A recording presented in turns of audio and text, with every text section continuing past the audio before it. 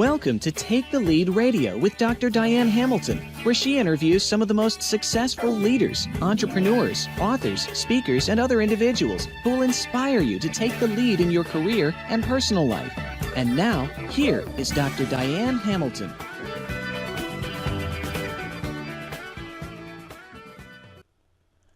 I am here with Carmen Gentile, who is a veteran journalist who has covered the U.S. wars in Iraq and Afghanistan and numerous bouts of unrest throughout the world, from Haiti to El Salvador.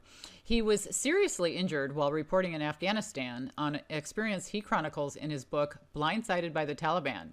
His work has also appeared in the New York Times, Time, Esquire, USA Today, and a lot of other publications. He's very interesting. I'm so happy to have you here. Welcome, Carmen.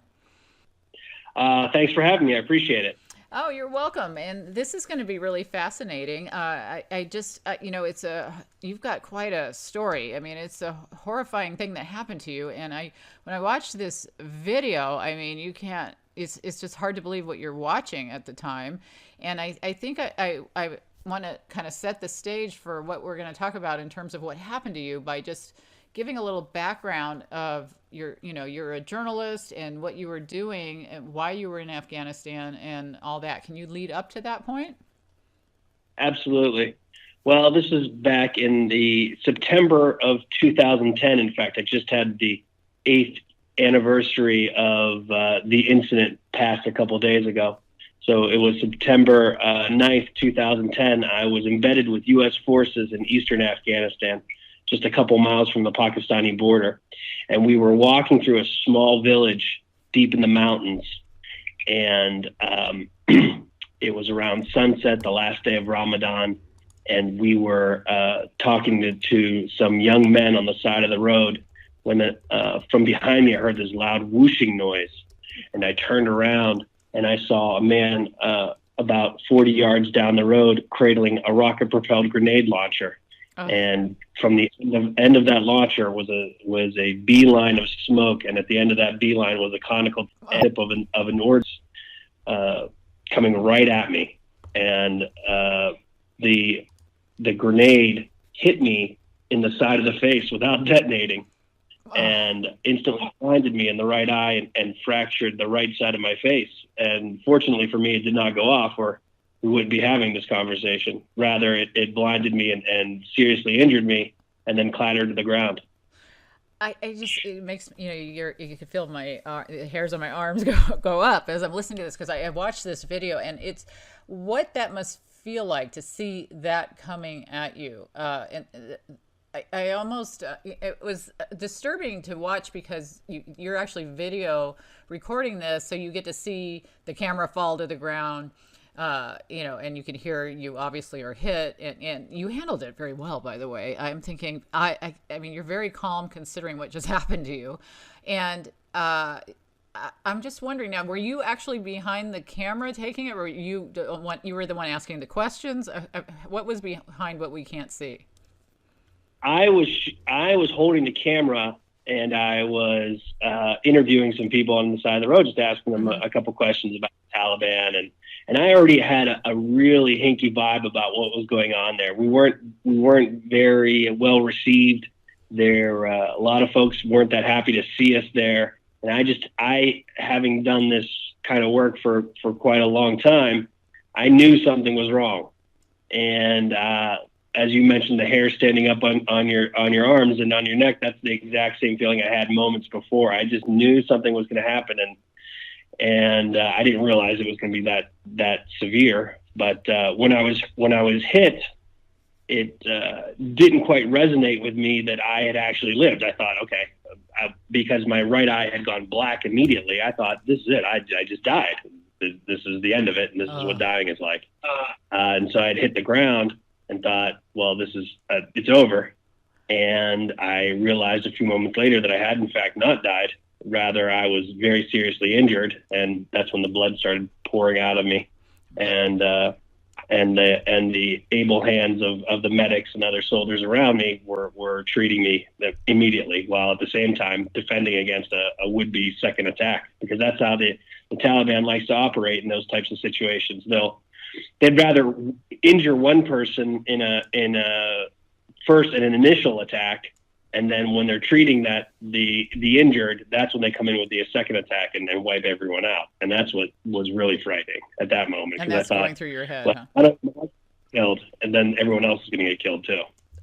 Now, were the 3 men, I think, on the ground? Did they have anything to do with it, or did they know that was happening, or were they innocent? No, I don't believe so. It was the difficulty of the fight is in Afghanistan is that you don't know who's a friendly and who's a foe. Mm-hmm. So, do I think that they had anything to do with it? I don't know. I don't think so, but it may very well have. Often you'll see even young boys outside of the combat outposts and other young men with cell phones, and they know that when the vehicles are leaving to go on a mission, or when soldiers are on foot on a mission, they're making phone calls to the Taliban elsewhere, hiding in the mountains, to let them know that the military is coming. So you can't tell. Somebody that even seems friendly and is chatting with you could be someone who's actually an informant for the Taliban. That's what makes it so difficult. One of the many reasons it's so difficult for those guys. Well, do you know why it didn't go off? I mean, is there any reason? No. The common perception is that the guy who fired it at me was too close, because those weapons are designed to commit a certain number of rotations to arm them, the case themselves, so that in the case where they do fire it from very close range, the person who's firing it isn't also injured in the blast. So he may have been so close to me that it hadn't gone far enough to actually go off. And that may have been reason, or maybe it was just a dud. He was really, really close. How close? I say 40 yards. I say 40 yards, but it may have been closer than that, because I could see the whites of the guy's eyes, and he was staring right at me, and I thought, this is it. I saw the thing coming at me, and it was a fraction of a second that felt like a year, but I was glued to the ground and I couldn't move, and I just watched the thing come right at me, and it just clobbered me in the side of the head. It was like being whacked across the face with a lead baseball bat. That's what it felt like, and it just clobbered me. Okay, so you were looking ahead at the boys, the young men on the ground, but then you turned around? I'm trying to figure out. When I heard that sound was the. I saw their faces sort of went ashen, and I heard the sound, and I turned around. Mm-hmm. I had to do like a quarter turn to my right, and there it came, and it just started. This ordnance was screaming right at me, and I was just frozen in panic, and went from complete and utter fear to resignation that I was going to die in a fraction of a second. And I could remember that sensation of almost Zen-like calm at the very end of it, thinking, well, this is it. The lights are going to go out. And then when I got hit in the side of the head and my eye went black, I said, I died. So, and then I realized when I hit the ground that they hadn't killed me. But I couldn't fully comprehend exactly what had happened. And it goes so fast. So did the boys take off at that point, or did they stay there and try to help? Yeah, they didn't return. The U.S. soldiers didn't return fire, and fortunately for us, that was the lone attack. There was no follow-up attack after that. What about the guys you were interviewing? Did they take off, or were they? Everybody took off. Yeah, it was a good round after that. Everybody. And this was a really, really small village. When I say village, it was just a single lane dirt road with a couple of stone huts along the side of it, and then on the other side was a cornfield. So there weren't a lot of folks around to begin with, and then when that happened, everybody cleared out. From what I could tell, I was being treated, and I was half blind and in a state of probably shock. Fear and shock, absolutely shock. I had lost a ton of blood. Yeah, so I didn't know. I can't imagine. Did you know that there was a potential threat of you getting hit by a missile or whatever in that area? No. Well, the funny thing is, they were in that same company, from the 101st that I had with whom I'd been embedded. Mm-hmm. They had gone out patrol the night before in that same area, and one of their up armored vehicles called an MRAP. It's a multi-ton, heavy plated armor vehicle that's capable of withstanding IED blasts and all kinds of other ordnance, had been hit in the engine block by an RPG, and it disabled the truck, and they had to tow it back. And it was from that exact same area. So the threat was high. Yeah. But I obviously didn't think that I would get hit in the same way and surely not survive. It was a 1,000,000,000 luck that I was not killed. I should have been killed. I can't even, without a doubt. What I mean, what makes you want to do that to begin with? Who are you reporting for, and were your parents just mortified that you were there in the first place? Can we get a little backstory on that? Okay. I've been covering conflict for quite some time. I first started covering bouts of unrest and other types of conflict in 2004. I covered the coup in Haiti. And to this day, that's some of the worst things I've seen in terms of the killing and the violence, mutilation. It was awful. Wow. Then later started the following year in 2005. That's when I started covering the war in Afghanistan and later that year in Iraq. And since then, I had been going to Iraq and Afghanistan and then covering other bouts of unrest and elsewhere in the world, since then, for the last 13 years. At that point in 2010, my folks were pretty used to the fact that I was doing it. I'd spent quite a bit of time there and in Iraq and, like I said, other places around the world. So obviously they weren't pleased that I was doing it, but they knew that it was something that I did. What drew you to wanting to do that? Well, I think every time I'm asked that, I give a different answer. So let me cook up something fresh. And they're all true, but they're all different. Uh-huh. So I think that I have a certain, I would call it a yearning and a malady. It's a yearning to just want to be in places where things are happening that I couldn't possibly understand unless I was there to witness it. And I think that in a sense that I want to do it so that I can better comprehend the more extreme moments in the human condition, let's say, right? And then the malady is there's just got to be a screw loose in me because I keep doing it. Well, that's interesting. I'm writing a book on curiosity. And is there a morbid curiosity there? I think that it's not so much a morbid curiosity. Maybe at this point, it's just a reaffirmation of every bad inkling I have about the human race. It just keeps being reconfirmed for me. But it's not as though I have to continue to verify that so that my right so that my disdain or my disappointment with humanity can be reaffirmed. It's me. Yeah. It's something that I know how to do. And that's another thing that I think that propels me to continue to do it. I know how to do it, and it's not something that a lot of people can do.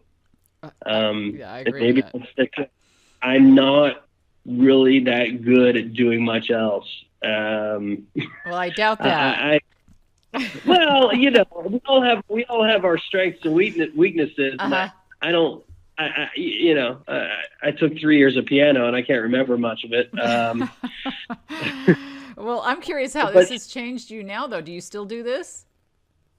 Yeah. I was just in Iraq this past spring, working on the follow-up to what had been going on in Mosul, and I covered the fighting in Mosul between the Islamic State and Iraqi forces all of 2017. I was in Iraq on and off half a dozen times, and that was a bad situation too. Terrible. That city was destroyed. So many lives lost, and some of the worst destruction I've ever seen.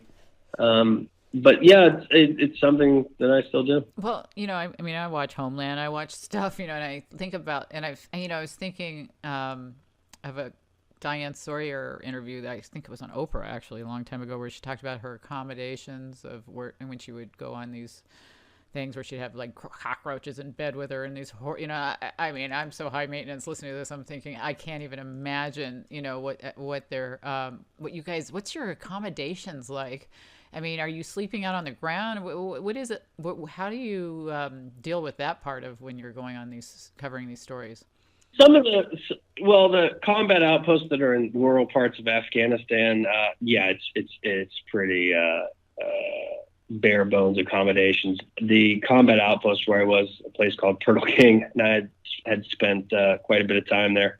They obviously didn't have any running water. They were only getting one hot meal a day.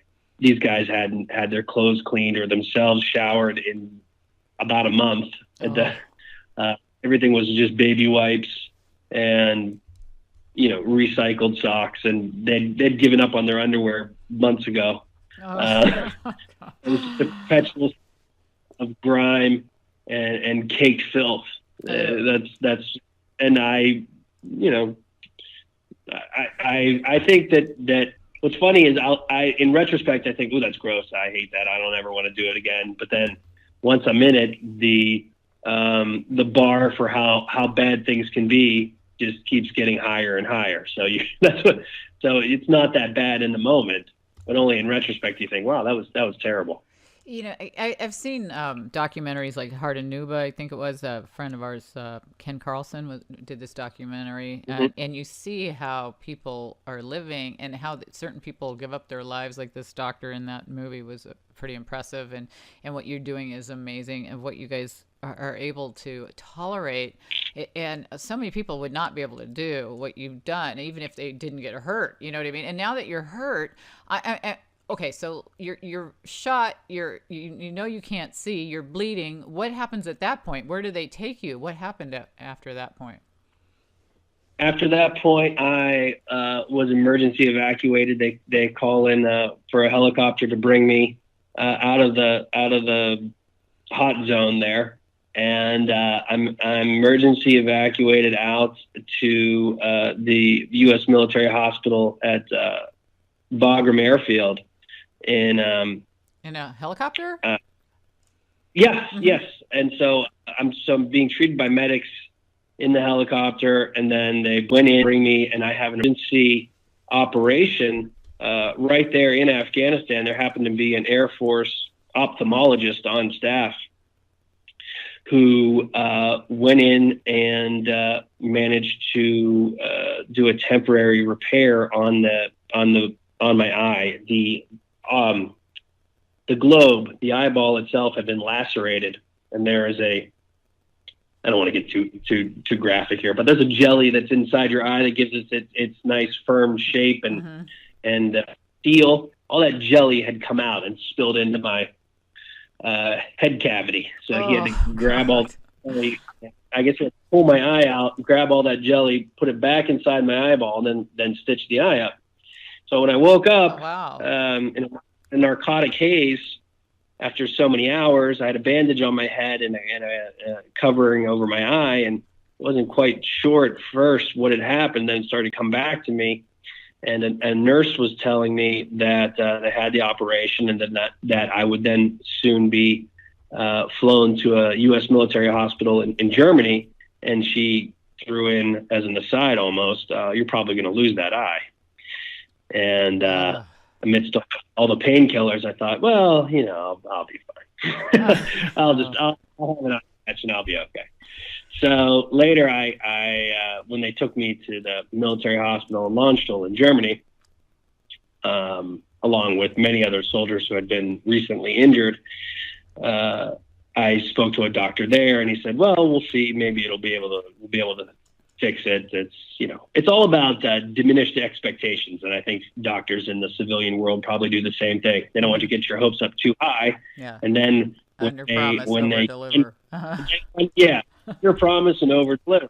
That's something I should probably do in my professional life as well. But they, gradually said, well, we might be able to fix this at least, partially. And so later, then I was flown again to New York City, where I had my several surgeries over a few months to repair the eye, put a corrective lens stitched right onto my eye. It's like a permanent contact stitched on the eye, and major reconstructive surgery on my face to bring it back to shape and form. And I have 12 pins and 4 plates in my face to this day. Wow. It brings, well, my husband's a plastic surgeon, so I'm going to make him listen to this. But, I think he'll find it fascinating. But my dad was born blind, and he had 2% vision only. Wow. His retina was completely detached from his right eye, so he didn't see it all out of his right eye, and he saw 2% out of his left. But I remember later in his life, they had to take off the retina and sew on something, or it wasn't even sewn on. That was a contact he had to put in to make it look like he had a blue eye still, instead of being all white, you know what I mean? And right. and when you're talking about this, it's reminding me of some of the things, just the depth perception issues and the things you have to deal with now. Well, first of all, did they give you like any extra pay? Did you like get anything out of that financially because of what you went through? I mean, who do you sue? What do you do for that? Is there anything you can do? I was working for an employer at the time that was a little slow in paying me the workman's comp that I was owed, and it was certainly not what you would consider a large payment, and so I had to go to court actually to collect it. And it was not a large sum. There's no replacing eyesight either, and that's the kind of thing that. I did have to end up suing my employer at the time, and I was working freelance for them, and there was a compensation not only for my eye but for the I have a laceration on my face to this day, so for partial disfiguration, although I look fine, and for the loss of vision. Now I still have the eye, but I can't see very well out of it. In fact, out of this right eye, I can't read a stop sign. So you do have some vision, though, huh? From it? I do have some vision. The problem being that the vision is blurry, and there's a wrinkle in the lens, so it's a little bit wavy as well, and really, really sensitive in that it feels as though someone's always gently blowing right in my eye. Oh, that would drive you crazy. When I'm home alone, I always wear my eye patch, because if I'm looking at my computer or reading anything, I have two separate distinct fields of vision, and it gives me a headache. So I keep the eye covered. And when I'm outside, day or night, during the day I wear sunglasses, because in addition to it being wrinkled, my pupil is fixed dilated on my right side. Everything's really, really bright out of my right eye. Yeah, so I always wear sunglasses, even on a rainy day. And at night, I have these really hideous, these yellow tinted lenses that I wear. I call them my grandma still drives at night glasses, even though she shouldn't. So I wear those. I don't care, just so I can be comfortable. But you can still drive. I can still drive. I don't like to drive in the dark, though. I'm not really comfortable driving at night in the dark. The irony being is I still ride my motorcycle, and I'm more comfortable riding my motorcycle than I am driving a car, just because there's more room for error as to in terms of your perception of, am I in the lane, not in the lane? When you're lining up, how far am I away from the car in front of me, behind me? I feel more comfortable on my motorcycle making those assessments than I do a four-door vehicle. Well, okay, so this thing that hit you, I'm envisioning, is it a pointy rocket, or was it like a round grenade? Right, or was it? No, it's called an RPG, so rocket propelled grenade. I'm sure you've seen them in the movies. It's the thing you shoulder, right. Got cradled on your shoulder, long tube. The ordnance has a long end, and then with a conical tip, and that shoots out of it, and you hear that like the Wile E. Coyote rocket, right? Yeah, like the Wile E. Coyote rocket. Okay. Yeah. I'm trying to envision this thing. You've probably seen a few. You probably remember maybe in the movie Black Hawk Down when Uh-huh. they're in the helicopter, the guy falls out of the helicopter. Yeah. There's the incident where they're yelling RPG, RPG, and then you see the RPG coming right towards the helicopter, and the pilot maneuvers out of the way, and the guy on the rope loses his grip, and he falls to the ground. Well, So that's an RPG. Yeah. Did it hit you dead center in your eye, or I mean, could it have gone into your It hit me brain? right in the corner. It gave me nice little kiss right in the corner of the top of my cheek, right below my right eye, and it just hit me there. And the concussion from and the pressure just caused a rippling, cracking, fracturing throughout the right side of my face that reached all the way up to the top of my eye and through my cheekbone. If you looked at when I looked at the X-rays before my injury was repaired, it looked like just a jumbled box of matchsticks in there, and everything had been torn to shards. Huh. Yeah, it was shattered in a million pieces.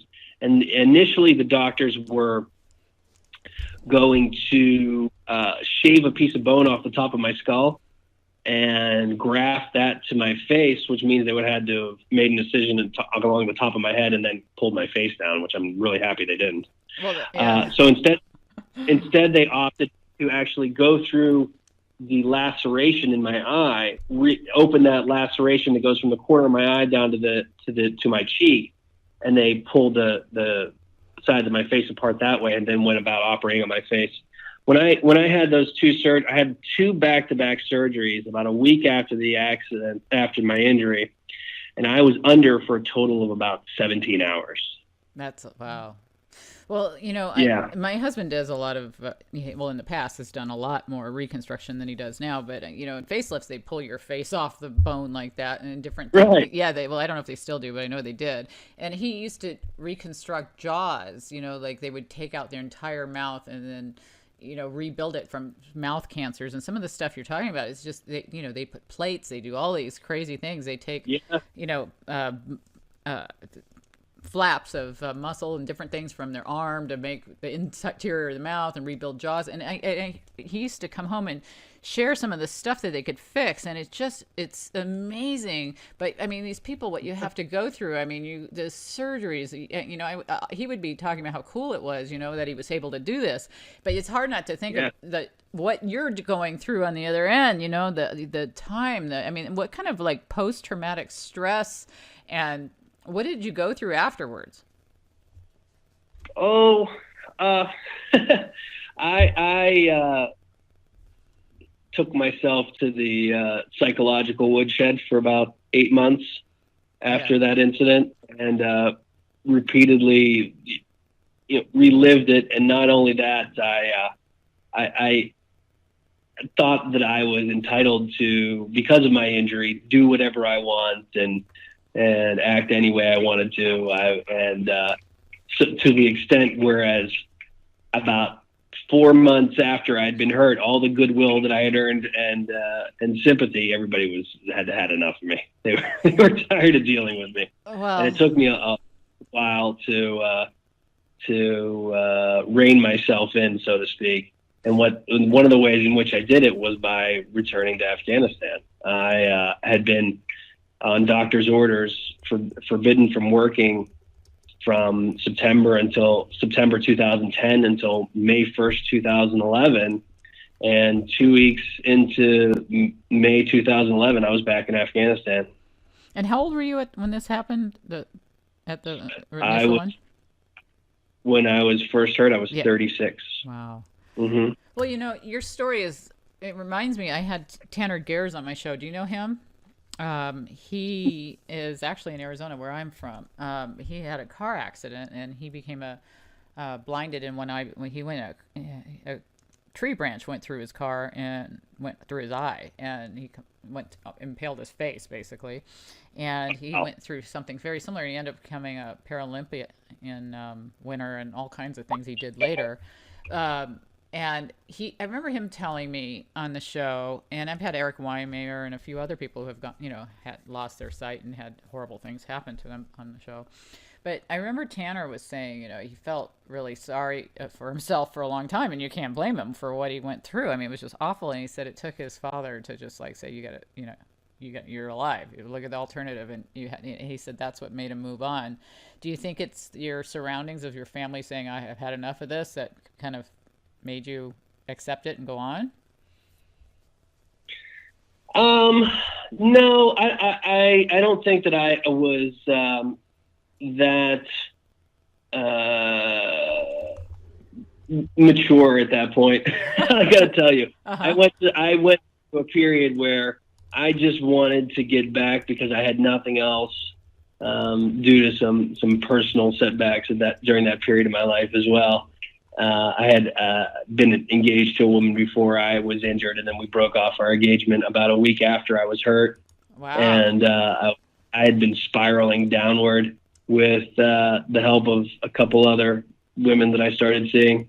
And I made a mess of their lives and my life. And like I said, got to the point where nobody wanted to put up with my selfish shenanigans. So I was thinking, well, what else do I have in my life? Oh yeah, that's right. I know how to operate in these types of places. So I'll just go back there and do that. And that was it. And you weren't scared when you went back? Oh, I was terrified. Yeah.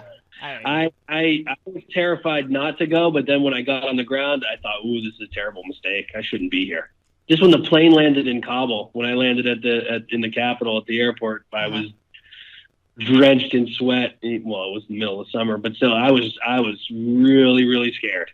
And I didn't know what I was doing there, whether I was going to be able to walk out of the airport. I was so frightened. And then I just put one foot in front of the other and just said, this is what I have to do. This is what I'm here to do. Might as well do it. And after about 2 months of embeds, I started to finally settle down and settle in.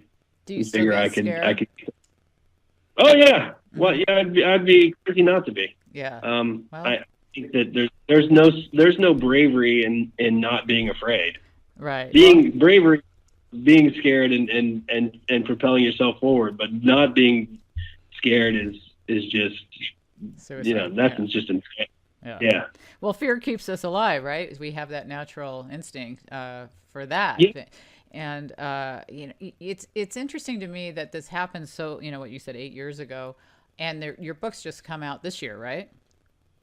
Correct. What took you so long to write the story? Well, I sat down to write the book in 2014, and I wrote it then, and it took me 3 years to find someone that wanted to publish it. I'm surprised, because that's quite a story, and with your background, I was pretty surprised too, frankly. But when you don't have, to write a memoir when you're not famous is really hard to get published. Yeah. When the whole cast of the Jersey Shore has their own books, it's a tough market.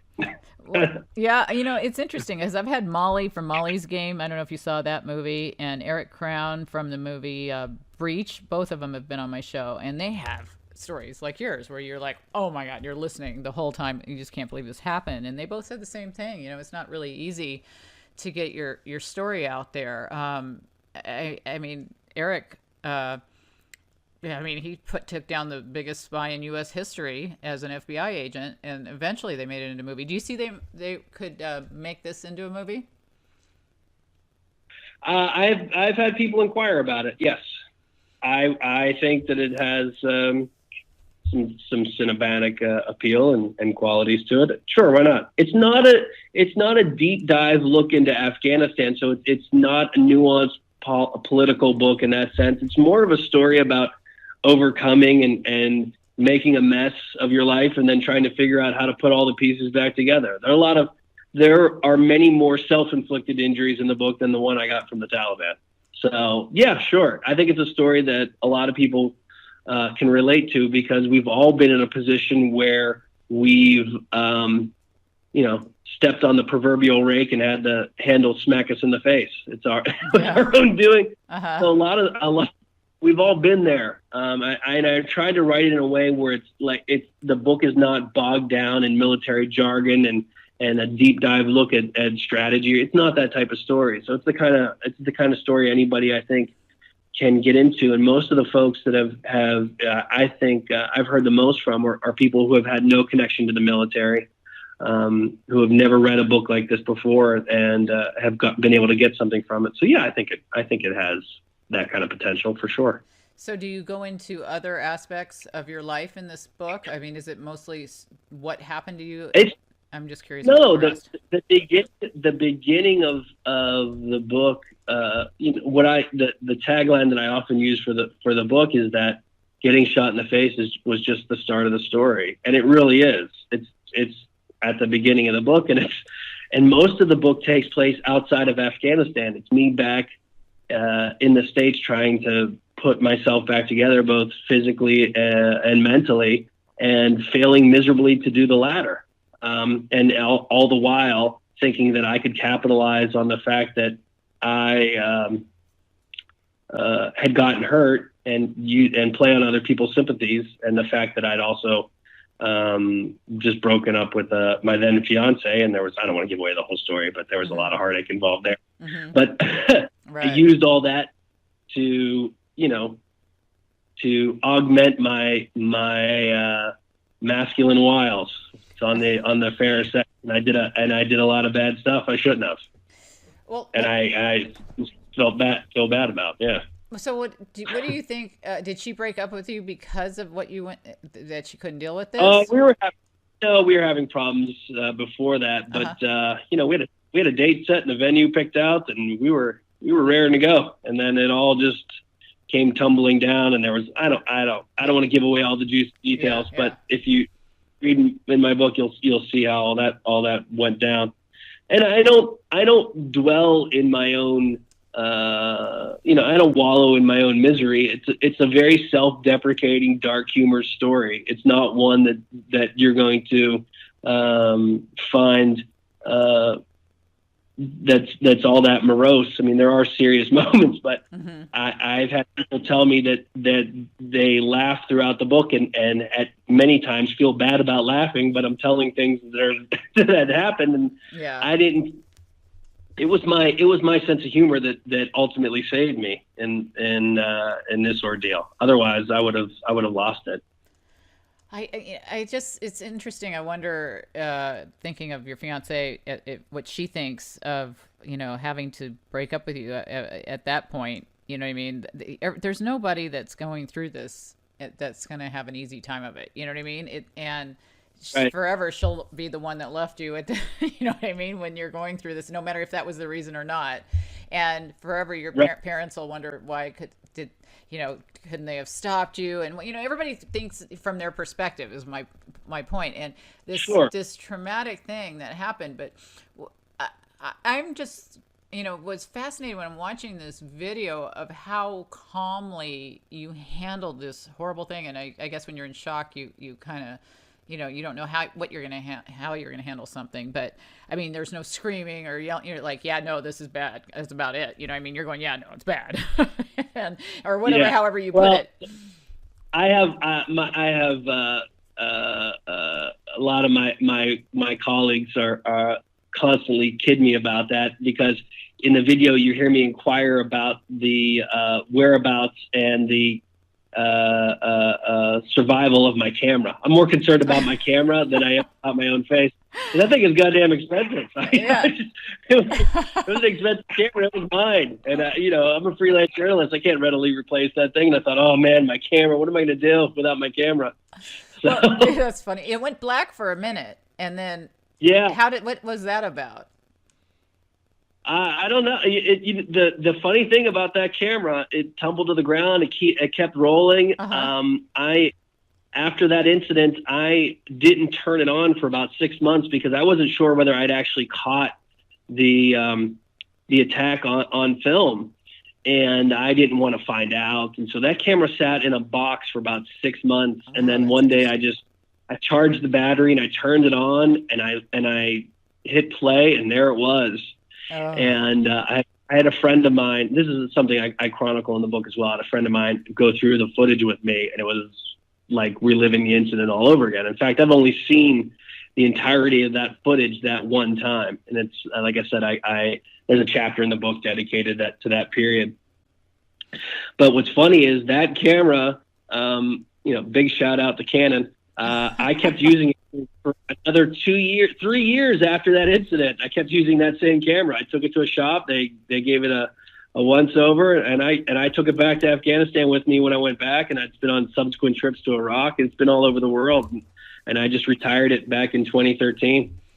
Well, that's amazing. I can't believe it's funny you say that. I want to shout out to Apple. My daughter left her iPhone under, it fell out in the water, in the lake overnight. The next day turned on. So I know what you're saying. Sometimes we get this thing. Then yet I've had 3 dishwashers in about a year, and none of them can work. But you never know what it's gonna, what your reaction's gonna be to the watching of the video. I find that fascinating that you waited 6 months, because I don't, you don't know what you'd do in that setting, but to me, that would be so interesting to me. I want to know what happened, and I want to know what happened to the guy who shot me. Did they find him? Did they, did you get him on tape? You didn't get, you didn't, obviously, and they didn't find him, I assume. Yeah, no, they didn't get him. The funny thing is, and it's something that I mentioned in my book, is that at one point I even started to feel bad for the guy that had shot me, because if you think about it, here he had me dead center. There's a whole platoon of soldiers. He's in close range, no obstructions. The guy's one-on-one down the road. He hits me in the side of the face, and the rocket doesn't go off. Can you imagine his fellow Taliban? They probably harassed him to death. They were busting his balls about the fact that he couldn't kill one lone unarmed reporter with an RPG. I mean, he's probably still getting hell about that. Well, I love that you look at it that way. If you hadn't turned around, do you think you would have been better off? I have no idea. Maybe it would have grazed me if it had hit me in the back of the head, then it would have killed me for sure. I mean, just from the impact. The back of the head is so much more delicate than the front of your skull. Now I've got a thick head, fortunately. So how many people literally and figuratively were with him? Was it just him and another guy, or was it? I just saw the one guy. Oh, okay. So I don't know if there were others that. You know what? There may have been a follow-up attack, but they were probably laughing themselves silly, crouching behind some rock somewhere, and they figured, well, if Ahmed can't kill one guy with a rocket-propelled grenade, what are we gonna do? We gotta call this one off. We'll try again another day. You know what I find interesting about all that is your empathy, which is a big sign of emotional intelligence, of looking at it from the other person's perspective. And so I'm wondering, with all this training that you've done, all this reporting that you've done, and you see this fighting from both sides, do you change your idea of who's the good guy and who's the bad guy? Well, you know what? I even mentioned in my book that my reporting, I feel, is limited in my ability and scope of what I can do, because all of my time is spent on one side of the fight with U.S. forces. I've only had so many opportunities to come in contact with the Taliban. I've interviewed members of the Taliban in more controlled settings, never in the mountains in a frontline situation. You can embed with the Taliban. It's called kidnapping. So no, I've never been embedded with them. Mm-hmm. So I think that I say this, I'm very forthcoming about this. My reporting is inherently flawed because it only comes from that one side. Now I speak to Afghans. And but it's still, you don't get both sides in ways that previous conflicts you could. I have older colleagues that covered the Civil War in El Salvador in the 80s, and they would tell me stories about how in the middle of a firefight, they would flank a firefight. They'd be on the side of the rebels, and then they would walk around to they could go around the firefight and then go behind the front lines of the soldiers and be on their side in the middle of the same fight, and nobody would try to kill them. I mean, they got killed. Obviously, they got hurt and injured, but nobody was targeting them. They were pressed. Both sides acknowledged the fact that they were there to cover the conflict. But they could do that kind of thing because there were a lot of close quarters fighting that way, and they were. It was crazy. The stories I hear from those guys are unbelievable. Well, but you don't have that opportunity in a fight like Afghanistan and other conflicts that I've covered. So you must have seen a lot of children and issues that you just don't see here in the United States, of how they're involved, their perspective of war, and how does that change you? Well, you know what? What I've come to realize is that generations of children now in Afghanistan, they've been fighting, frankly, since '79, since the Soviet invasion. It's been nonstop conflict in that country since then. So you've got generations of children now, adults, who've grown up and understood nothing but war, who have not been able to go to school. And that kind of an access to education and to a normal civility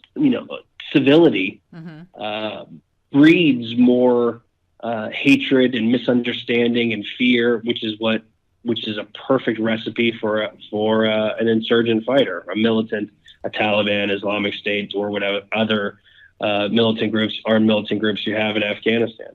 So it's a self-perpetuating process. It's something that I've come to realize, for example, in Iraq and in Syria, when you have, let's say, a relatively stable society before war, and then everything breaks down, kids can't go to school.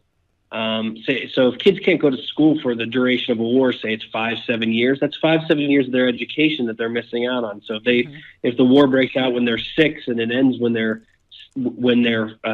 13, those are their formative years in which they were not only learning their ABCs and 1, 2, 3s, but they're learning how to become a normal, adaptable human being. And all of that is taken away from them, and they will never get it back.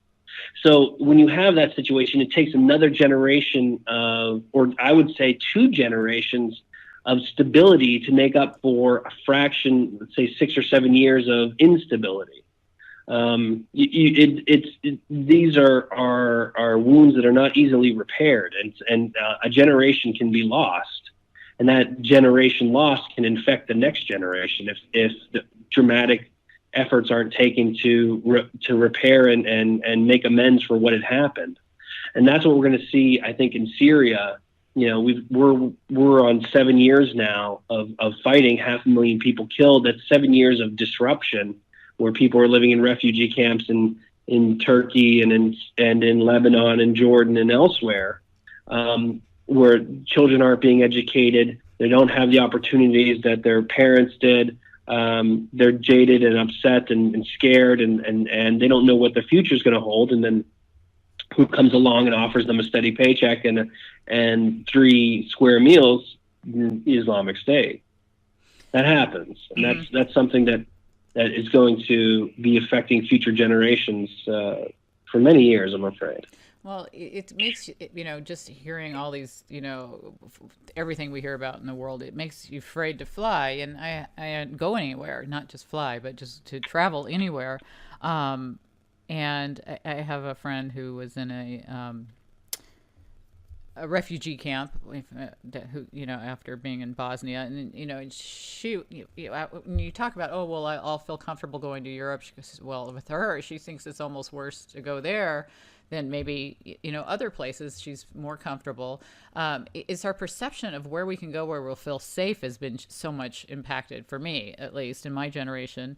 You mentioned Lebanon. A lot of people say Lebanon's not as bad as other places to go, but do you feel safe going there? I mean, where do you feel like that places that we think are safe are really not safe? And I'd be curious your perspective of how safe you feel in different areas that other people maybe don't see as bad. I'll tell you what. I'm going back to the States this weekend. That's what scares me. What's the United States? Yeah. Why? Yeah. I was in New York in May, and it made me nervous. I was in DC after that. That makes me nervous, and I have lived in both. And it's not for me. It's not terror related. I'm not worried about that. I worry about many other things. I worry about the fact that there are other domestic terror related incidents going on. I'm jumpy enough as it is now, but if a car backfires and I'm in the States, I'm on the ground because I watch enough TV and I know the news. I'm looking for shooters. That scares me. You're talking 'Cause about drive-by kind of people. No, I'm talking about mass shootings, Parkland, Vegas, that kind of stuff. I think about that kind of stuff scares me. I think about that. Yeah. I think about the possibility of that happening because it can happen anywhere, as we well have seen. Right. And it tends to happen in more suburban places. So I'm scared of the suburbs. That's what scares me. Well, you know, it is scary. It was hard to go to Vegas after that, or different places after. And I'm going to New York in a week or so, and it does. It's in the back of your mind. It's hard not to think of that as you travel. So I mean, I guess there's no place that's safe, which is it's sad. You know, that's a time like that. But I think that your book is very unique and different. I've never seen a video, anything like, what you survived. And I think a lot of people should, definitely go to your site to watch that video and get the book, because it's just fascinating. And I know your website it's your name, right? CarmenGentile.com. And that's CarmenGentile.com. And my book's really easy to find on Amazon, Blindsided by the Taliban.